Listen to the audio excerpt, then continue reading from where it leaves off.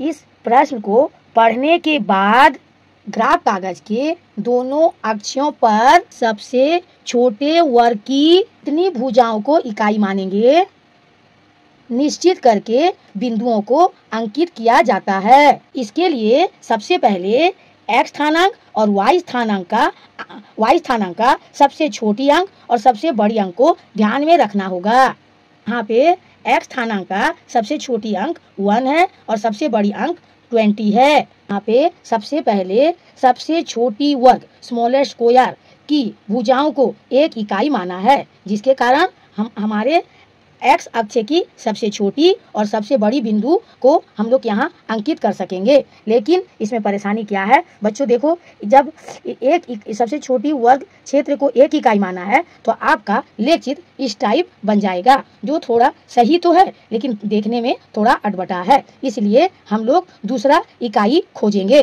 उसके बाद मैंने सबसे छोटी से सबसे बड़ी वर्ग क्षेत्र की भुजाई को एक इकाई माना है, तो इसके कारण हमने सबसे x अक्ष की सबसे छोटी अंक को अंकित कर दिया, लेकिन सबसे बड़ी अंक को अंकित हमने नहीं कर पाया, तो इसीलिए हम लोग इस टाइप का इकाई नहीं ले सकते। मैंने सबसे छोटे 4 वर्ग क्षेत्र की भुजाई को 2 इकाई माना है, जिसके कारण x अक्ष की सबसे छोटी अंक और सबसे बड़ी अंक सब बिंदुओं को हम अंकित कर सकेंगे।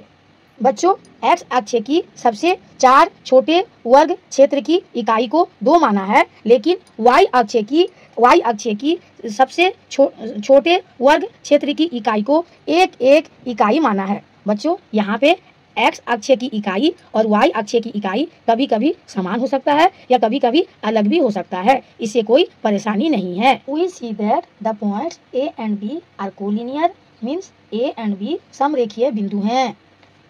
Points D, E, F are non-collinear, means D, E, F 3 असमरेखीय बिंदु हैं। Thanks for watching. Bye.